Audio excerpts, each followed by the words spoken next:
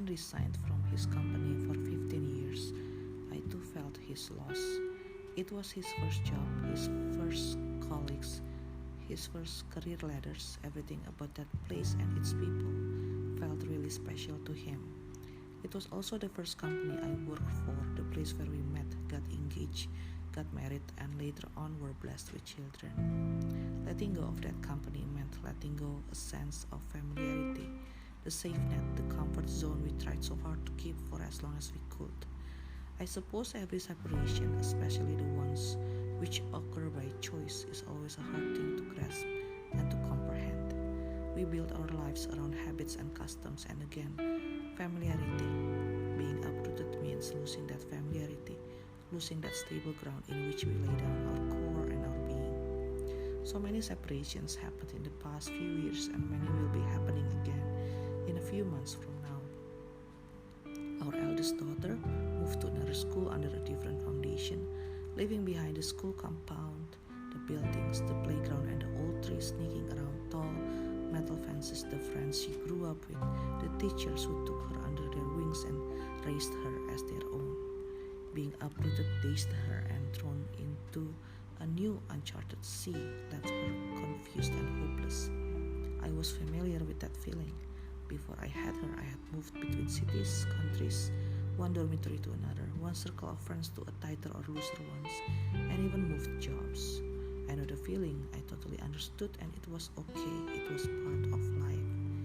Even when the same process of living and moving has to happen to our son in July, it was okay, it was easy to empathize with because I had been there. The pain didn't hurt less even though I went through it once and again on this day. Living while everybody is staying, opening the door while everybody is remains seated is one hell of a scary thing. I contemplated a lot before I made the decision. Is this what I really need, not merely what I really want?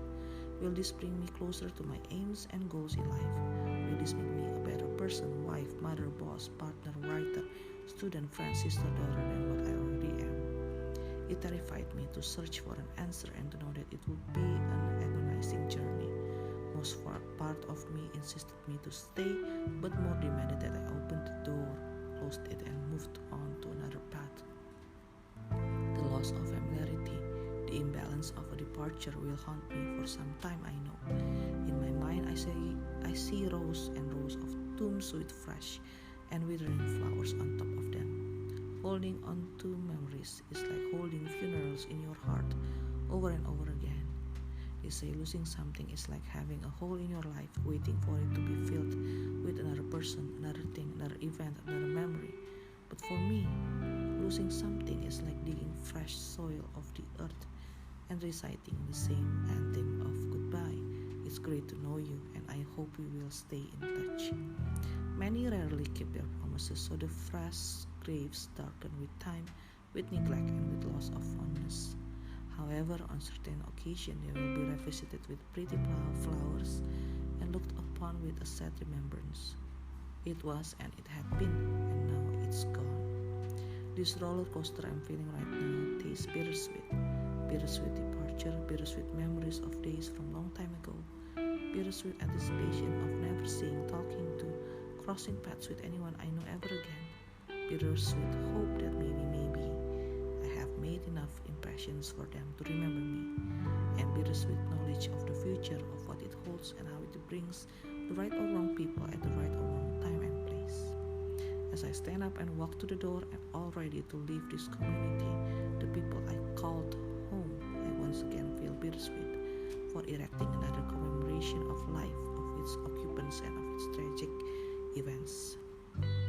I celebrate my life and the journey I've come so far as I gaze upon rows and rows of tombstones, standing upright, sometimes colored with bouquets and sometimes not, full of fragments from the past and reminiscing hopes for the future. And once again I feel bittersweet for going through all this.